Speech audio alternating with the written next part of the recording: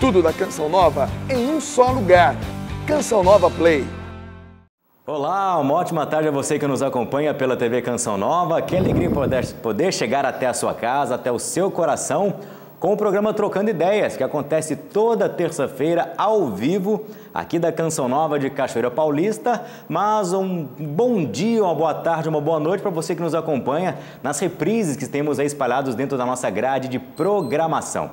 É o programa Trocando Ideias que acontece com a sua participação.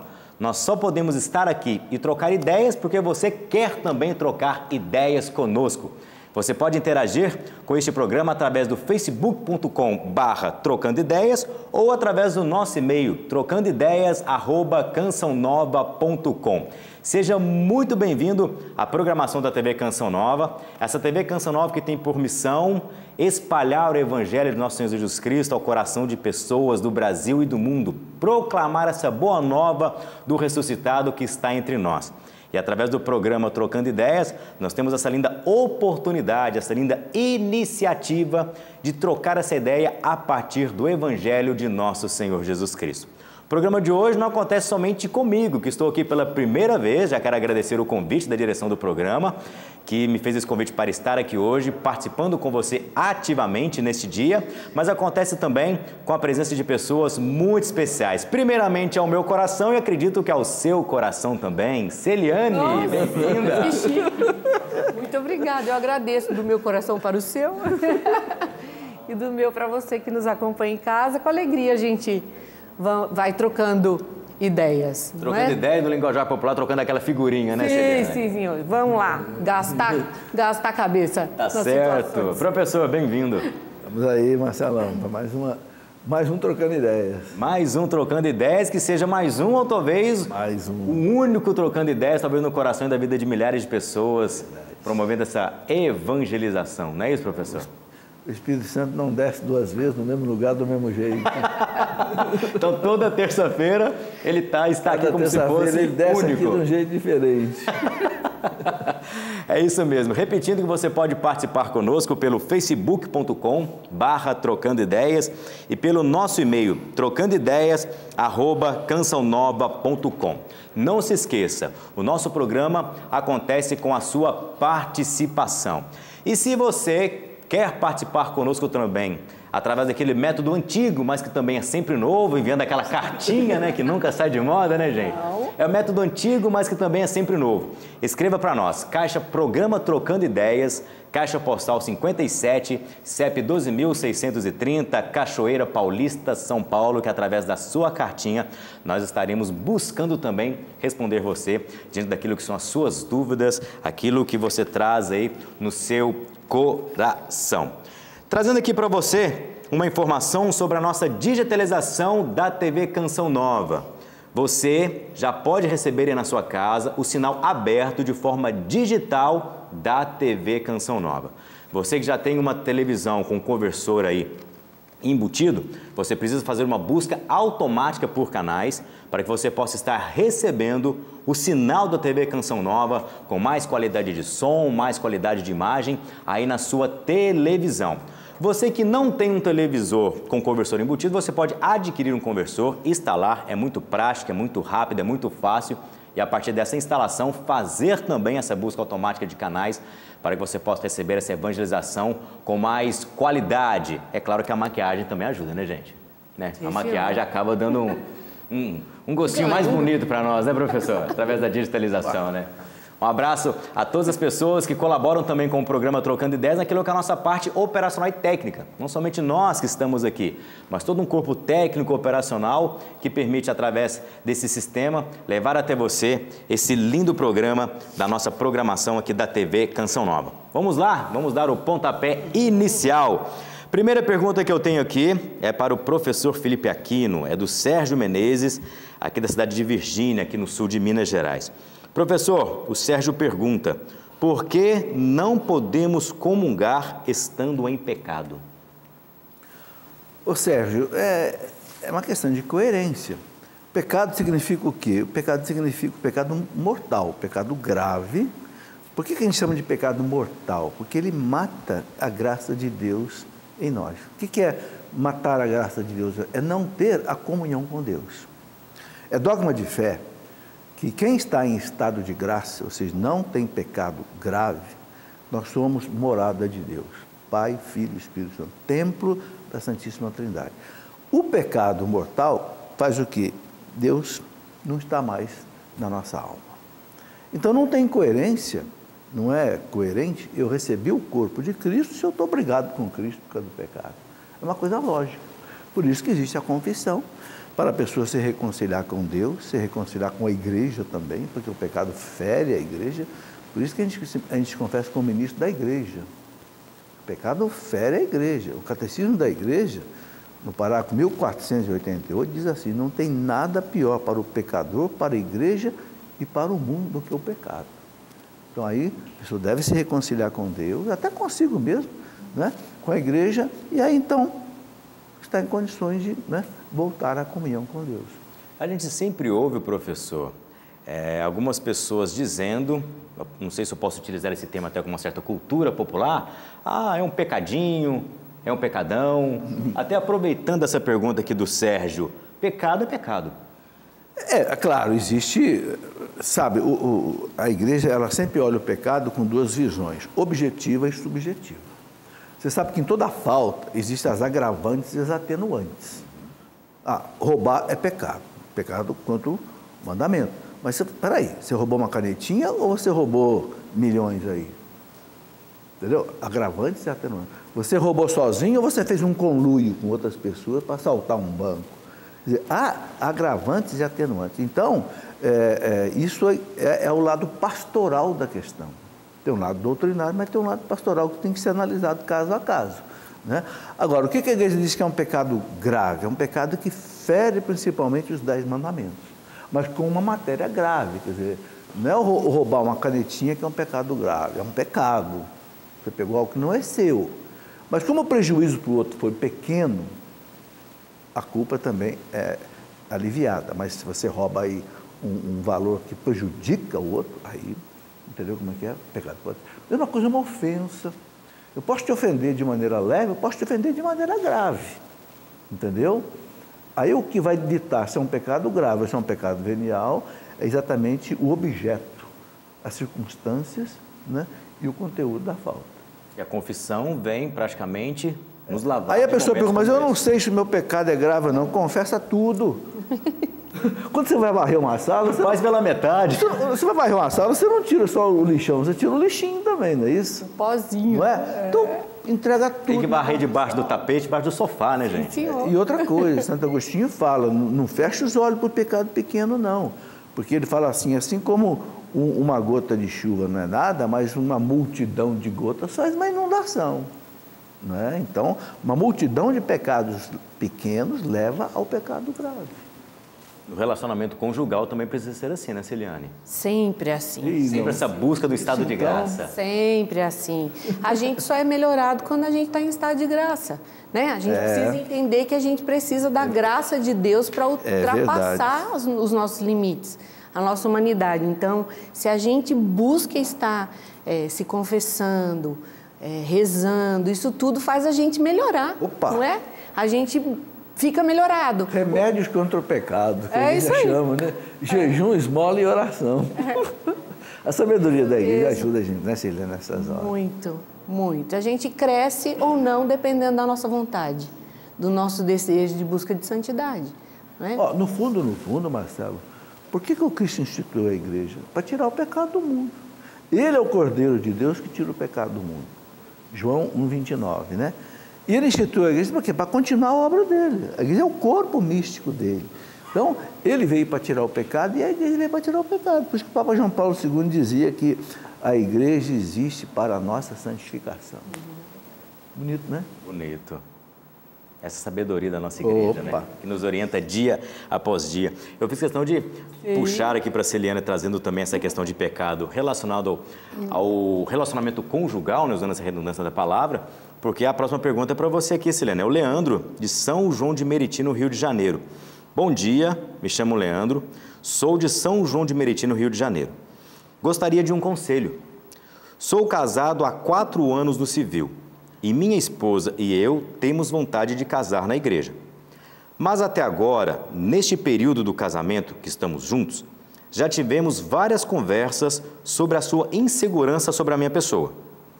Eu já orei em missa, no terço, no grupo de oração, porque ela é serva também, e cheguei a fazer jejum como sacrifício, mas desisti do jejum e irei conversar com ela antes de ir ao grupo que participamos. Estou perdendo a vontade de continuar casado com ela, nem mesmo assistindo o acampamento de casais que teve na Canção Nova, nada mudou. O que eu faço? Respirar fundo primeiro, professor. Vem Espírito Santo. Vem Espírito Santo. Como a gente não consegue entender que ponto que ele fala da desconfiança da esposa com relação à pessoa dele, quer dizer, 4 anos, nós temos 32 anos de casados, mais 5 de namoro, 37. E a gente continua sendo surpresa ainda para o outro, porque a gente também vai mudando algumas coisas, né? Nós somos mistério. Mas aí o que nos mantém ligados é o respeito um pelo outro. Entender que eu não posso fazer meu marido do jeito que eu quero, né? Eu vou botar ele na forma, eu criei a forminha e vou botar ele lá do jeitinho, na medida que eu quero. Isso é impossível. Isso é falta de respeito, né? Falta de amor, de caridade. Então, eu preciso entender que meu marido é um homem e que ele tem qualidades, mas que ele também tem muitas fragilidades. E eu preciso ser, nesta hora, uma intercessora para melhorar. A gente falava disso no programa passado, né? Qual é a missão do casamento? É tornar o outro melhor. É santificar o outro, é levar o outro para o céu. Então, crescei. Não é? A gente tem que saber que essas fragilidades é a matéria-prima que nosso Senhor nos dá para ajudar a pessoa a melhorar. Agora, partilhar só os defeitos é muito complicado. Falar só das dificuldades também é muito ruim. O casal precisa evoluir na sua conversa de partilhar coração e de um ouvir atentamente o outro, né, sem se justificar. Isso a gente aprendeu no nosso curso de casais, olha que chique, 31 anos atrás, né? Então, sendo atualizado no dia de hoje, olha, curso de casais da Celiane. Isso a gente utiliza todos os dias na nossa vida. Nos retiros que a gente vai para casais, a gente nunca deixa de falar sobre essa realidade, porque a gente precisa ser amigo. A gente precisa conhecer o coração do esposo, o esposo precisa conhecer o coração da esposa e ser uma ajuda adequada. Aí está a ajuda adequada, a tornar o outro melhor. Então, eu não vou mudar o outro de acordo com a minha vontade. Minha gente, eu discordo de muitas coisas do meu marido. E o Mazinho também discorda de muitas coisas que eu vivo. Então, pera lá, o que é melhor para nós dois? O que é melhor para a nossa casa? Nem a minha, nem a sua vontade. O que é melhor para nós? E em cima disso é que a gente vai trabalhar. Então, é importantíssimo ele ter uma conversa séria. Uma maturidade de relacionamento. Porque 4 anos, a gente não sabe quanto tempo namorou, né? E como namorou. Porque tem isso também. Como você está namorando? Se você já vive um namoro de ser amigo, de partilhar coração, isso é fácil depois no relacionamento como casado. Mas nasce lá no namoro, né? De dizer o que você sente, principalmente diante das atitudes. A gente precisa aprender a separar a pessoa da atitude dela, porque a atitude pode ser modificada com a nossa oração, com o esforço pessoal, se necessário, buscando um profissional, né? Um psicólogo, um terapeuta. Você pode trabalhar isso, mas tem que separar. Espera lá, eu escolhi essa pessoa, eu escolhi. Entre todas, eu escolhi esta pessoa. Então, eu preciso me dedicar a isso, a compreender melhor, a relevar muita coisa.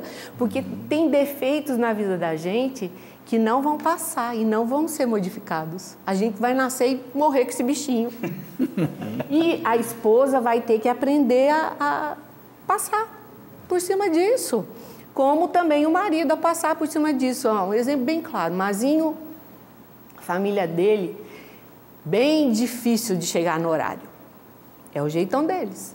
A minha família, pontualíssima. Você imagina nós dois, no início de casamento, para ajustar o meu pontual com o não tanto dele. Foi muito sofrido, mas a gente foi se respeitando. Então tá, então eu seguro, porque para mim pontualidade é chegar meia hora antes do compromisso.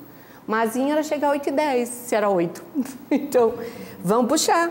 Nem meia hora antes, mas também nem 10 minutos depois. Vamos crescendo nesses 5 minutinhos. Um cede, outro cede, nós vamos chegar no horário. Isso basta querer. É vontade. Eu quero melhorar, eu quero fazer o meu relacionamento ficar melhor. Não é passe de mágica, minha gente. É de uma hora esforço, pra outra. é suor, é lágrima, é partilhar, é dizer, é dialogar, é perdoar. Meu Deus, perdoar então nem se fale, né? Professor. Quantas vezes? Então, aí, nesse caso aí, eu vejo uma coisa que é preciso resolver. Eles estão há 4 anos casados só no civil. E estão frequentando a igreja, grupo de oração, tudo, certamente não podem participar dos sacramentos. Então, é uma situação que precisa ser resolvida, né? E vocês precisam resolver. Se querem continuar uma vida na igreja, então precisam se casar. Verdade. Ok? Ou então, porque diante da igreja vocês não estão casados. O casamento na igreja não é casamento, é matrimônio. A gente escuta de muitas pessoas hoje, vamos casar primeiro no civil, se der certo a gente casa na igreja. A igreja não concorda com isso de jeito nenhum, né? Ou casa na igreja, recebe o sacramento do matrimônio e participa da vida da igreja, dos sacramentos, ou não. Eu acho que o que eles não podem, já são 4 anos que estão empurrando isso com a barriga. Pelo jeito, eles não têm impedimento para se casar. Então, ou casa ou não casa, mas resolve a situação. Tá aí. Verdade. Leandro, espero que nós possamos ter aí atendido a sua resposta, atendido a sua pergunta, com a resposta da Ciliane e também do professor. Lembrando que você pode participar conosco pelo Facebook, facebook.com/trocando ideias e pelo nosso e-mail, trocandoideias@cançãonova.com. Você pode também, ao longo dessa semana, enviar para nós as suas perguntas, para que no programa da próxima semana a gente possa compartilhar aqui e viver com você, assim como essas pessoas que enviam para nós, para que você possa ter a sua pergunta atendida. Tem uma pergunta aqui da Patrícia de Sobral, no Ceará, para o professor Felipe. Professor, me explique como oferecer um jejum a Deus e como iniciar um jejum. E como iniciar um jejum? Eu posso começar rezando um Pai Nosso? Me explique, por favor. Veja, o jejum e a oração são coisas complementares que se ajudam, mas são atividades diferentes, né? A pessoa pode viver uma vida de oração sem naquele dia ela estar fazendo jejum. E pode também fazer jejum, agora é difícil fazer jejum sem oração. Não tem uma norma exata para isso, né? O bom é que se faça um jejum com oração. Que tipo de jejum? Aquele jejum que você consegue fazer. Interessante que lá atrás, 1400 e pouco, Santa Catarina, sendo doutora da igreja, já dizia, não é qualquer jejum que serve para qualquer pessoa. Sabe? Cada jejum, porque nós todos somos diferentes, né? Um resiste fazer um jejum a pão e água, o outro não resiste, não aguenta, tem dor de cabeça, fica doente. Então, escolha um tipo de jejum que você consegue fazer. Eu, por exemplo, vou fazer jejum hoje de ficar sem almoço, ou então ficar sem janta, ou então vou tirar tudo que está nos intervalos das refeições, tem esse cafezinho, balinha, né? Há muitas maneiras de fazer um jejum, né? E aí aproveite para rezar. Agora, não tem uma norma que você vai... Como é que eu vou começar? Vou rezar um Pai Nosso? Vou assistir uma Santa Missa? Qualquer coisa é válido. O importante é você coloca a intenção do jejum diante de Deus. Se você tem uma intenção, olha, eu quero oferecer esse jejum, não sei, para a conversão daquela pessoa. Quero oferecer esse jejum para eu deixar esse pecado que eu tenho, para eu ter força de vontade. Põe a intenção diante de Deus, aí já é uma oração. O fato de você estar entregando para Deus já é um gesto de oração. Então, a igreja tem uma coisa muito bonita, ela não amarra nada. O Espírito Santo, no coração de cada um, reza de um jeito diferente. A gente vive de maneira muito especial a experiência do jejum durante a época da Quaresma. Sim. Mas o que o senhor disse, a igreja nos deixa livre para viver também essa prática de espiritualidade também nas outras etapas do ano. Sim. E o que o senhor falou é importante, escolher uma prática de jejum correta, inclusive até de você procurar até o seu médico, por assim dizer, para saber qual o tipo de jejum que você pode fazer, de algum tipo de abstinência. Eu mesmo me recordo que quando a gente começa a ter um entendimento das práticas de jejum, eu falei, não, eu vou para aquilo que é o tradicional, o jejum de carne. Eu não fiquei 2 dias. sem fazer o jejum de carne, igual o senhor diz, eu comecei a passar mal. E aí você começa a entender o que está acontecendo, e aí você começa a ler realmente. A Canção Nova tem livros, né, Silene, que explica as práticas de jejum, para que você possa se adequar, mas o importante é isso, é não ter uma via certa, uma via básica da prática do jejum, mas cada pessoa trazer no seu coração aquilo que ela traz como intenção e oração e colocar em prática. É isso mesmo. Quando eu era mais jovem, a gente fazia jejum água, né? Nós não comíamos nem pão, era água, líquido. Hoje, total. Mas hoje eu já não consigo mais. Então, diante das dificuldades que eu tive de saúde, hoje eu preciso respeitar o meu corpo e fazer de uma outra forma. Aí é o que o professor falou. O jejum da igreja nos ensina que você tirando uma refeição já é um jejum. Opa! Você não precisa ficar o dia inteiro sem comer. Então, é o seu limite, o limite do seu físico. E Deus respeita isso, enxerga além. Né? Tem essas práticas do jejum que nos ensinam, não é mesmo? Até os jejuns que a gente pode fazer, não é isso, professor? Sim, claro. E o jejum bem feito faz bem para a saúde. Porque, claro, a pessoa até, se tem um excesso de peso, diminui até o excesso de peso. Não vai fazer o jejum para, né, ter uma dieta, um regime. Mas, como efeito, vamos dizer assim, colateral, ele faz bem para a saúde. E né? faz claro, bem. um jejum coerente, né? E o espírito ganha nisso, porque a gente também começa a ter têmpera, não é? O jejum nos disciplina. E sim, exatamente, o jejum, muitas coisas começam pela boca, né? A falta de controle. Para que a pessoa domine as paixões desordenadas que existem dentro de nós, que é fruto do pecado original. E não tem quem não tenha, Marcelo. É isso mesmo. Não tem quem não tenha as paixões desordenadas de soberba, ganância, orgulho, vaidade, luxo. Todos nós temos. Agora, quem tem a graça de Deus e tem a ascese cristã, aí consegue dominar essas paixões desordenadas. A Silene usou uma palavra bonita que nos ajuda a ter têmpera, que nós participamos por muito tempo de uma formação específica aqui na Canção Nova, né, Silene? Sim. Sobre essa têmpera que nós precisamos ter. A vontade, né? Isso. Como traduzir essa palavra têmpera para as pessoas que nos acompanham em casa, ainda respondendo essa pergunta aqui da Patrícia? É o domínio de si. É o que o professor trouxe, né? Você começa a pôr limites na sua vontade. Né? Porque a gente perde e peca muito porque a gente vai, eu senti, eu estou fazendo. Não, peraí. Você precisa medir as consequências dos seus atos. E não é porque me deu na teia, né, na telha, que eu vou sair fazendo. Então, o jejum garante para nós essa força de domínio, né? Domínio. Como é que eu vou viver a castidade?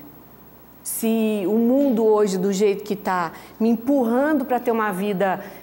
eu digo, nem é sexual, é puro genital, né? Promíscuo, né? É uma prostituição que a gente está vendo com um nome chique, bonito, né? Eu amo, eu me entrego. Não, minha gente. Porque eu amo, eu me guardo.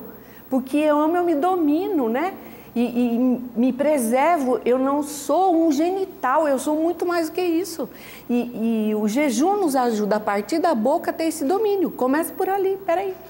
Eu sou gente, eu sou importante. Quando eu comecei a namorar meu maridinho, ele não era assim um homem de Deus, não é?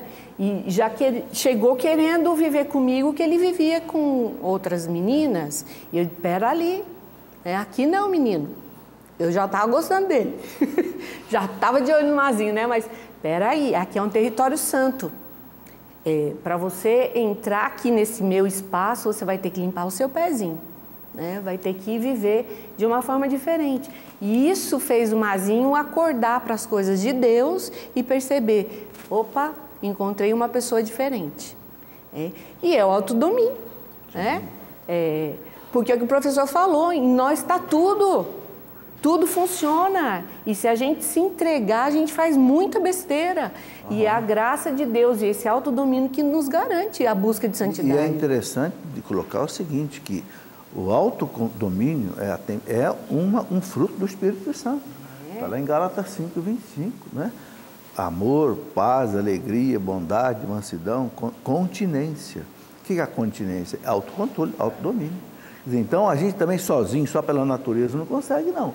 Santo Agostinho dizia, aquilo que é impossível à natureza é possível à graça de Deus.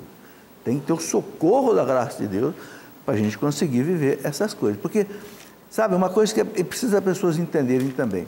Os dois instintos mais fortes dentro de nós, que foram mais desorganizados dentro de nós, foram exatamente os dois instintos mais importantes. O que é? É o sexo e a alimentação. Porque sem sexo a humanidade não reproduz, e sem alimentação ninguém vive. Então Cristo, Deus, colocou essas duas forças fortes dentro de nós. Só que antes do pecado original estava tudo organizadinho. O Espírito comandava a matéria. Agora, com o pecado original, desorganizou tudo. Para recolocar isso no lugar agora, só a graça de Cristo. Por isso o Cristo veio. Aí, com a graça de Cristo, você consegue viver a castidade, ou seja, viver o sexo de maneira correta e viver a temperança também na alimentação, né? Colocar alimentação. Porque, como dizia meu pai, a gente não vive para comer, a gente come para viver. É isso mesmo. Tem gente que vive para comer. Não pode, tem que viver para comer. É isso mesmo. Olha a riqueza da nossa igreja. Numa simples pergunta, né, da Patrícia sobre o jejum, olha quanta formação nós conseguimos tirar. Não é mesmo? Muito. A partir de uma prática de jejum, de uma escolha de jejum, olha a riqueza da nossa igreja, quanta formação hoje a TV Canção Nova, através desse programa Trocando Ideias, consegue levar até você. Ó, participação já pelas redes sociais, de Fátima, Portugal. Opa. De Fátima, Portugal. Francisca, um abraço para você, Francisca, obrigado por você estar participando conosco. Professora, é para o senhor. Sou casada pela Igreja Católica e meu marido se separou de mim e está com outra mulher. Posso comungar? Pode. Se ela está vivendo na castidade, se ela não tem um relacionamento com ninguém, pode comungar. Em princípio, não há problema. Se ela tiver alguma dúvida, consulte o seu confessor. Mas, em princípio, quem não pode comungar? Quem separou e mantém um outro relacionamento. Aí, né, aí a igreja já não diz que não pode. Mas, pessoa... E tem muita gente nessa situação, sabe, Marcelo? Isso que eu ia perguntar para o senhor agora. Tem muita mulher que foi abandonada pelo marido, pode comungar. Né? Qualquer dúvida, consulte o seu... Porque onde poderia haver um impedimento? Se a culpa da separação fosse dela. Mas não sendo a culpa dela, né? Ou só dela, né? Pode se comungar. Por isso eu falo, em caso de dúvida, consulte aí o seu confessor. Trazendo ainda um pouco dentro desse tema aqui, professor, casais de segunda união também, de maneira especial nessa pergunta, a parte da comunhão. Aí o Papa João Paulo II é muito claro, lá na exortação apostólica dele sobre a família, de 1981, o Papa diz que não pode comungar. O catecismo também deixa claro que o casal de segunda união não pode comungar. O Papa Francisco, na última exortação dele, depois do sino da família, ele coloca uma certa abertura nos casos muito especiais, que aí eu vou dizer uma coisa para você, é dificílimo de interpretar. O Papa fala que um casal, por exemplo, tem já muitos anos, né, de segunda união, já tem filhos, né, e houve antecedentes que possam justificar, aí o Papa deixou uma frestinha aberta, o que deu muita briga lá com os cardeais, né, aqueles 4 cardeais. Eu não quero nem interpretar isso, porque não está nem na minha alçada, porque é algo difícil. Mas a regra, isso seria o quê? Uma exceção. A regra é, o casal de segunda união não deve participar de nenhum sacramento. A comunhão hoje dentro do matrimônio, realmente, de fato, ali, Celiane, é algo primordial. Sim. E se falando de nós, enquanto hoje missionários, que estamos vivendo essa linda experiência de doar a nossa vida para a evangelização, mas principalmente como esse testemunho também para as pessoas que nos acompanham em casa e querem viver o matrimônio certo, correto, mas também vivendo essa linda experiência de contato com o próprio Senhor ali na hóstia consagrada.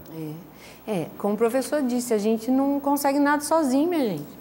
Sem a graça de Deus, o homem nada pode. Não tem a música do Espírito lá? Que a gente canta isso sozinhos, a gente não dá conta. Se a gente não tiver uma vida de intimidade com o nosso Senhor, as coisas se complicam, né? Mesmo tendo uma vida de intimidade, a gente passa por muitas dificuldades. Sem essa vida de intimidade, é muito difícil.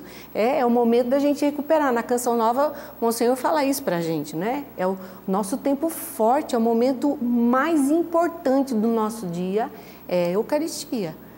É lá que a gente leva as nossas dores, é lá que a gente leva todos aqueles que nós amamos, porque, olha, vou dizer, vocês vão todos com a gente para a missa, né? Porque a gente leva, Mazinho e eu, nós nos comprometemos diante da doença dele Todos aqueles que rezaram por nós até o último dia da nossa vida, nós estamos rezando, todos os dias. Então, você está indo com a gente para a missa, não é alimento só para nós, é para um povo, mas eu também preciso estar lá, né? Eu também preciso preparar o meu coração para receber Nosso Senhor. Então, aí a importância da confissão, né? A importância da nossa vida de oração, para chegar naquilo que é o mais importante, né? Que é a Eucaristia, a adoração e a Santa Comunhão. Tá aí. Hoje tem pergunta, viu, gente? Tomara que dê tempo de responder tudo, né, Marlon? O Marlon tá aí copiando as perguntas ali pelas redes sociais, né, Marlon? facebook.com/trocando ideias ou pelo nosso e-mail, trocandoideias@cançãonova.com. Rivaldo Bezerra, professor, a igreja ensina que há a necessidade do batismo para que a pessoa seja salva. Mas, tem bem o mas, né? Tem sempre o mas aí na frase, né, professor? Mas, e o ladrão da cruz, que aceitou a Cristo no último instante? Ele não foi batizado e Jesus disse que ele estaria com ele no paraíso. E também o fato dele ser ladrão, ele não deveria ir para o purgatório antes de ir para o paraíso? Tem um monte de pergunta numa só aqui, viu, professor? Vamos por partes. Bom, primeiro é o seguinte, a igreja tem uma via de normalidade nas coisas. Por exemplo, quem crer e for batizado será salvo. Isso em condições, como dizia na física, condições normais de temperatura e pressão. Agora, na física é assim, pressão de uma atmosfera, né, condições normais de temperatura, né? Agora, quando há casos especiais, então, por exemplo, a igreja fala do batismo de desejo, o batismo de sangue. O que é o batismo de desejo? Por exemplo, uma pessoa que queria ser batizada, mas ela não dependeu dela não ser batizada. É o batismo de desejo. Isso vale diante de Deus, entendeu? O batismo de sangue. No começo da história da igreja, havia aqueles catecúmenos que estavam se preparando para ser batizados, e o batismo era só uma vez por ano, era só no dia da vigília pascal. E às vezes você era preso e morto antes, e a igreja não batizava não, porque a coisa era, o costume era batizar na Páscoa, né? Então, mas ele tinha um desejo, ele era mártir antes de ser batizado. É o batismo de desejo, vale.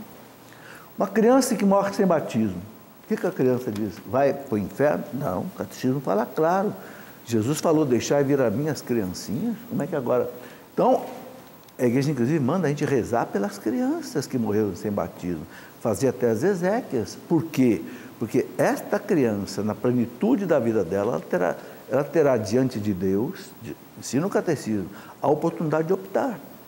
Se você tivesse a oportunidade de ser batizado, você aceitaria o batismo? Sim ou não? Aí é importante rezar pela criança que morreu sem batismo. Está no catecismo isso. Entendeu? Então, é o seguinte, nas condições normais, um índio que está na selva, nunca viu falar do Cristo, da igreja, do evangelho, de nada, morre, vai para o inferno? Não. A gente já fala claro aqui, né? São caminhos extraordinários da misericórdia de Deus, que executam a justiça perfeita de Deus, que nós não conseguimos nem entender e nem realizar aqui nesse mundo. Então, a gente não deve se desesperar de nada. No caso do ladrão, tranquilamente batismo de desejo. A fé que aquele homem na cruz depositou em Cristo ali, que muitos judeus ali que viram milagres e tal não depositaram, sabe, supre o batismo, não tem dúvida, né?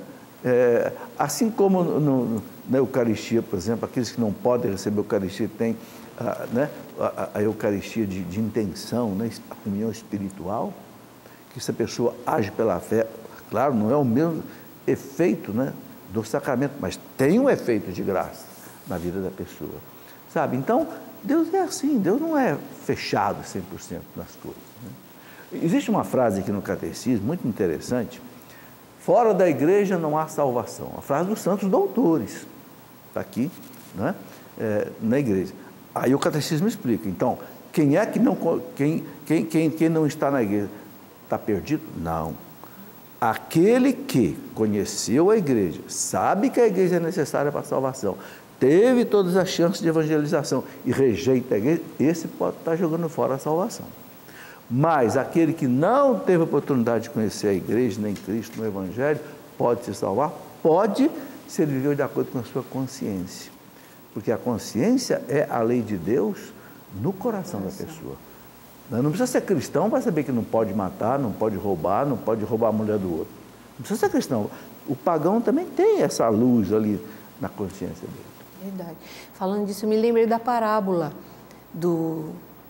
que Jesus vai convidando os operários, né? Passa em vários momentos do dia para chamar para trabalhar na vinha.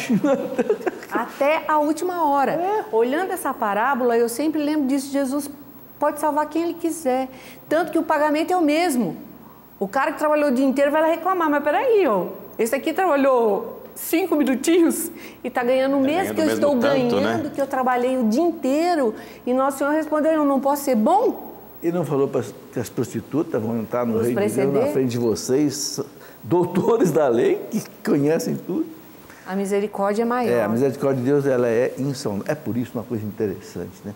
Como a igreja é sábia, é douta e é santa, né? A igreja nunca disse o nome de um condenado. Ela já falou o nome de mais de 20 mil que ela tem certeza que estão no céu. Mas ela nunca disse, nem de Judas. Você não encontra um documento.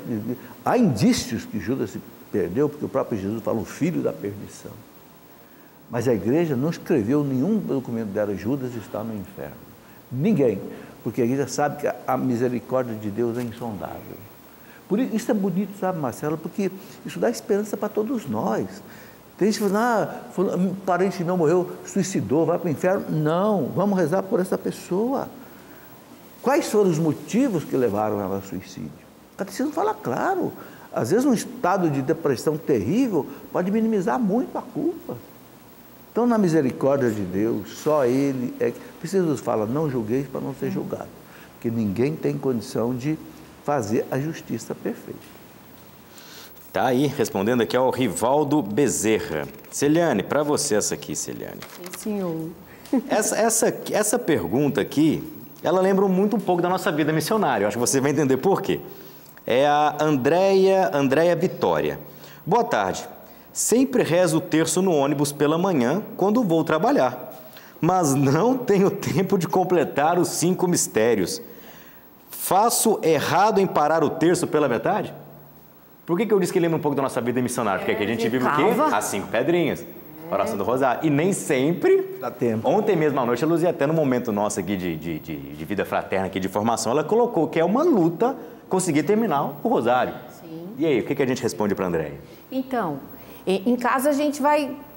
Você não precisa rezar tudo de uma vez. Então, como é que nós fazemos, Marzinho e eu? Entra no carro. Pai, Filho e Espírito Santo, amém, creio em Deus Pai, já começa. Então, de onde a gente mora até chegar no nosso trabalho, a gente consegue rezar 3 dezenas.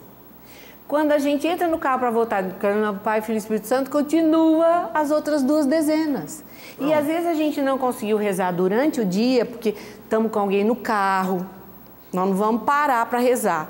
Né? Dependendo de que a pessoa, a gente convida, olha, nós estamos rezando o texto, você quer rezar com a gente? E a pessoa vai rezando com a gente. Ele vê um pouco da nossa espiritualidade. Já entra no ritmo, né?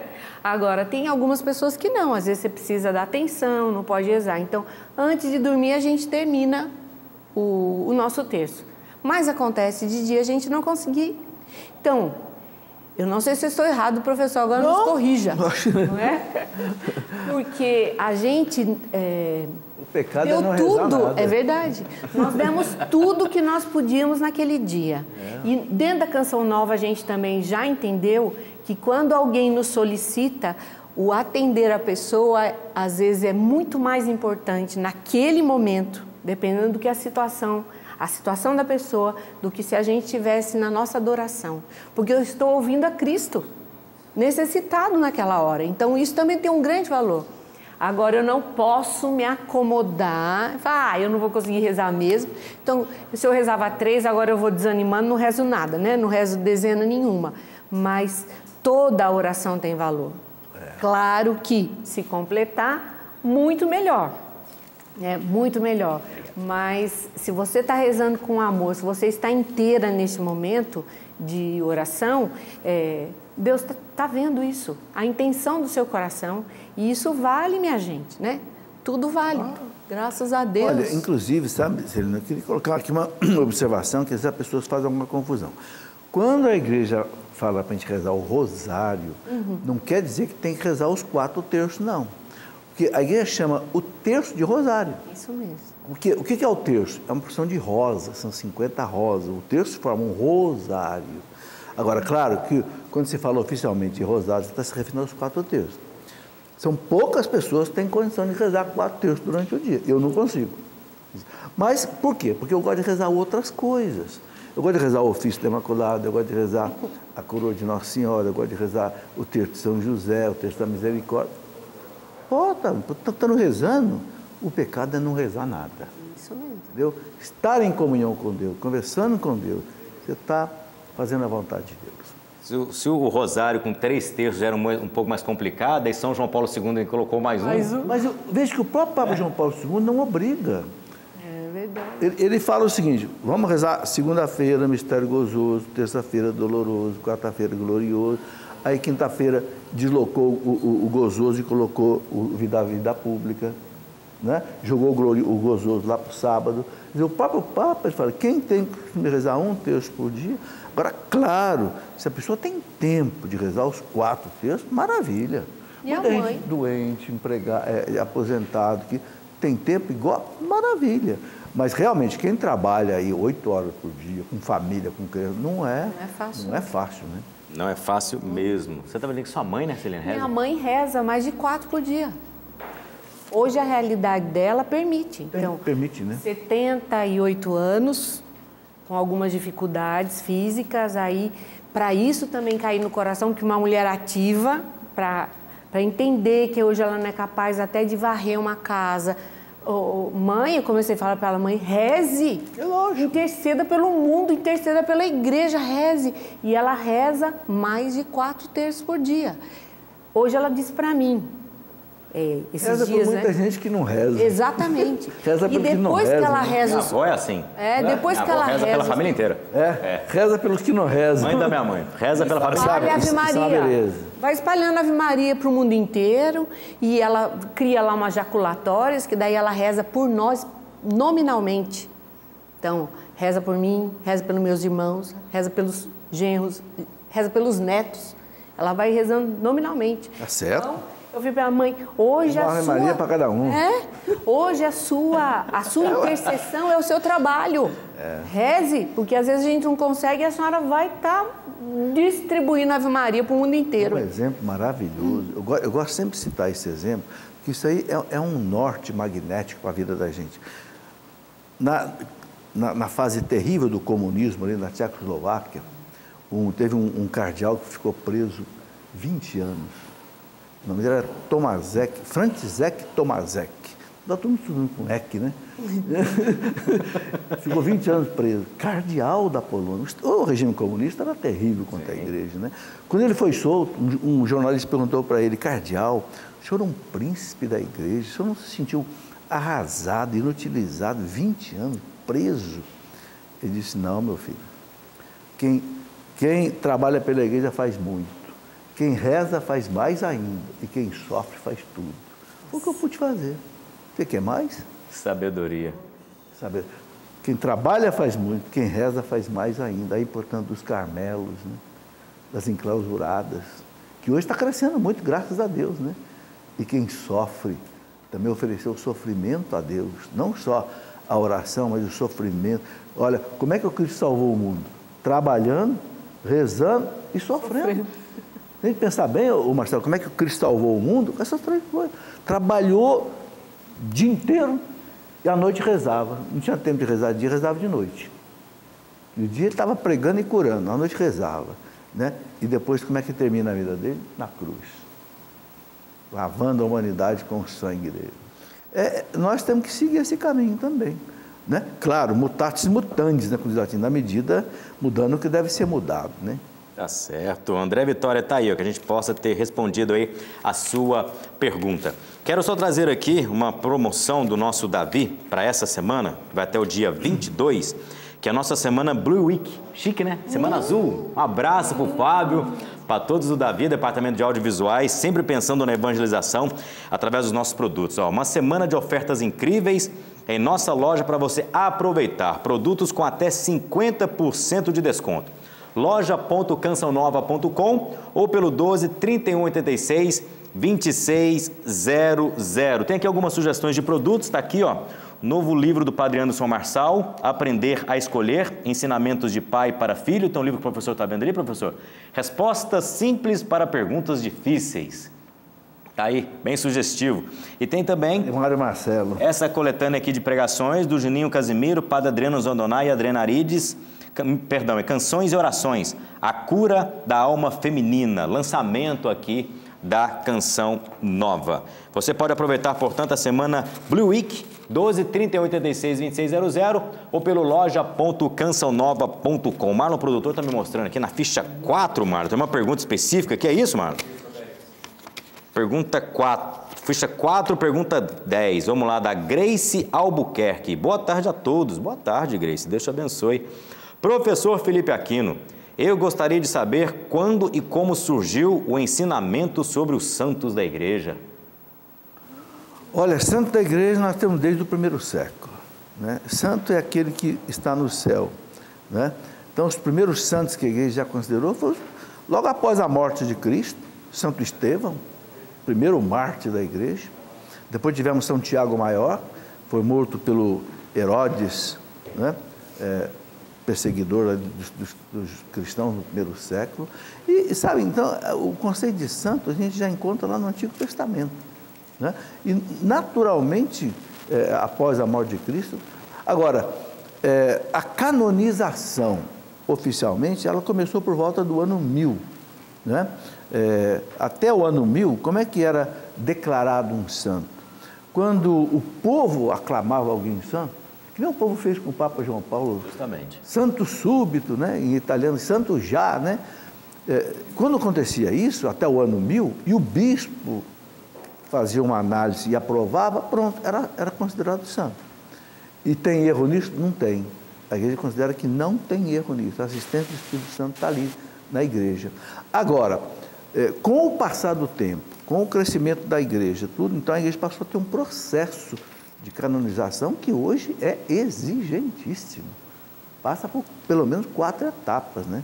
Primeiro tem que ser declarado servo de Deus na paróquia, na diocese, depois venerável, quando o Vaticano aceita abrir o processo, depois beato, tem que ter um milagre, e depois santo, quando tem segundo milagre. A menos quando às vezes o caso de um martírio e tal, que o Papa pode abrir mão de um milagre. Hoje, por exemplo, nós estamos celebrando aí 40 mártires, né? Aliás, vale a pena falar nisso, Marcelo, um minutinho. Né? Santo Inácio de Azevedo e 39 jesuítas mortos pelo Brasil. Estava aqui José de Anchieta, esse padre jesuíta Azevedo, Inácio Azevedo. Desbravador no nosso Brasil. Ele era provincial jesuíta aqui, por volta de 1550. Ele foi para a Europa para buscar evangelizadores.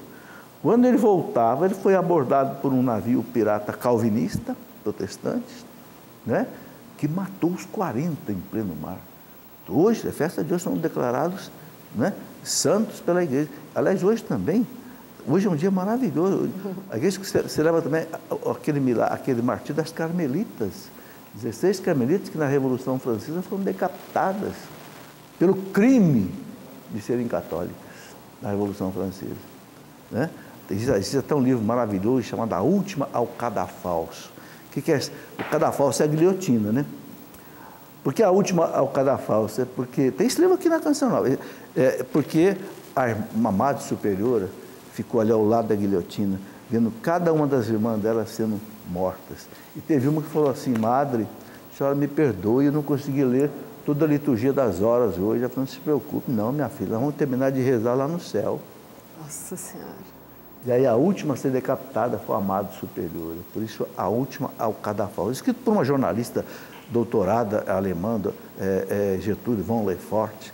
Sabe, essas relíquias da igreja, esse sangue que lavou o solo da igreja, é que fez o evangelho, né, fortalecer, assim como nós temos hoje, graças a Deus. Que riqueza a nossa igreja, né? O programa Trocando Ideias é bom por causa disso, né, professor? A gente consegue, né, Celiane, conversar sobre temas diversos, pergunta que os telespectadores enviam para nós, e a partir das respostas a gente consegue tocar na história da nossa igreja, que é rica e nos ensina, né? Sem dúvida. A riqueza da igreja, Marcelo, é uma coisa extraordinária que, infelizmente, o povo não conhece.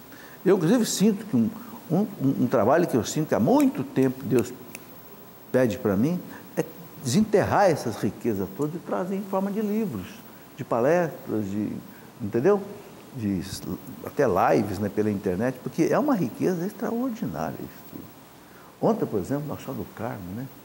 Coisa maravilhosa, toda essa devoção do Carmelo que cobriu aí o mundo católico inteiro.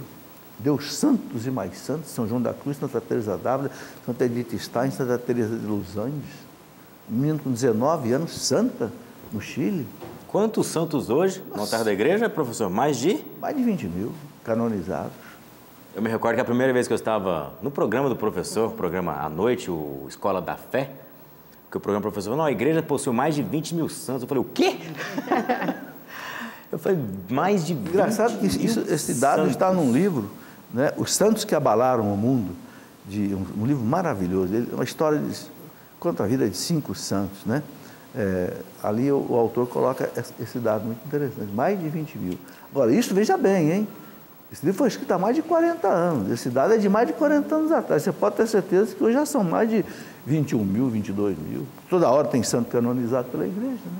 Testemunho de santidade. Vou pedir licença que é o Marlon, o diretor aqui, o Rafael, Rafa, para a gente já ir para a nossa pergunta destinada aqui ao Dom Orlando Brandes, tendo em vista que a gente já está indo para o finalzinho aqui do nosso programa. Pergunta para Dom Orlando Brandes, que é o arcebispo aqui de Aparecida. Uma criança recém-nascida que não foi batizada e veio a falecer, está no céu? É a participação aqui de Dom Orlando Brandes no programa Trocando Ideias. Vamos acompanhar. Sim, o neném está no céu. Por quê? Qual é a certeza de que uma criança, um nascituro, que não foi batizado está no céu? Primeiro, por causa da misericórdia divina que é infinita. Está lá no nosso catecismo esta explicação. Depois, porque Deus tem a vontade universal de salvação. E claro que uma criança inocente, diante de Deus misericordioso e de Deus que quer a salvação de todos, temos toda a certeza, pelo magistério da igreja, está salva. Além disso, temos o batismo do desejo. É claro que você, a mãe, desejaria batizar a sua filha, seu filho, o nascituro, a igreja também, a comunidade também. Portanto, esta criança está salva, está em Deus, intercedendo por nós e ajudando nós a vivermos a inocência batismal. Aí, obrigado, Dom Orlando, pela sua participação, arcebispo aqui de Aparecida, vizinho de Cachoeira Paulista. Quero aproveitar e divulgar para você um pouco da nossa agenda de acampamentos, de eventos. Acampamento de Cura e Libertação, com Padre Duarte Lara, presença confirmada, sacerdote português, doutor em teologia e membro da Associação Internacional dos Exorcistas. Participará pelo 4º ano consecutivo do acampamento de Cura e Libertação, realizado aqui na sede da Canção Nova em Cachoeira Paulista, de 12 a 14 de outubro, com o tema Meu Deus, meu libertador, em vós espero sempre. Presença também aqui do Padre Wagner Bahia, Irmã Maria Eunice, Danilo Josualdo, Ironês Puldaro e Roberto Tanus. Só gente de peso. Informações 12 3086 2600 ou eventos.cançãonova.com. Lembrando que começa amanhã, com a missa às 8 horas da noite, o nosso grande acampamento para os jovens, o acampamento PHN, que nesse ano tem uma temática maravilhosa, celebrando 20 anos de uma bandeira que eu posso dizer que deu certo, né, professora Celiane? Por hoje não vou mais pecar. 20 anos de uma iniciativa e de um projeto que nasceu aqui na Canção Nova e que, graças a Deus, tem salvado a vida de milhares de jovens, né, professor? Brasil e além Brasil, nosso PHN. Graças a Deus, a salvação da juventude. Vem para cá, vem participar conosco a partir de quarta-feira, às 8 horas da noite, até domingo, um acampamento recheado com muitas pregações, muitas atividades paralelas, muitos shows e você é nosso convidado especial. Professor Felipe Aquino, Celiane, já trazeram um agradecimento, porque afinal de contas, né, daria para a gente ficar aqui o dia todo respondendo as perguntas que chegam. Agradecer a você que entrou em contato conosco, você que já enviou antecipadamente as suas perguntas. Calma, não vão ficar sem resposta. Serão respondidas aí pelas redes sociais, pelo nosso e-mail, mas algumas podem ser guardadas também para o próximo programa. Professor, sempre uma alegria tê-lo aqui conosco. Opa, eu que agradeço, Marcelo. Celiane, alegria também. Prazer, sempre a gente está aqui, não é? Partilhando a vida. O professor partilha todo o conhecimento dele, que a gente fica aqui babando, né? Bebendo da sabedoria do professor. É da igreja. E a gente vai partilhando a nossa vida. Alegria. Vai trocando uma ideia aqui toda Sim, terça-feira. Família Canção Nova, Deus abençoe você. Obrigado pela sua participação, obrigado pela sua presença. Continue sintonizado na nossa programação. Até mais.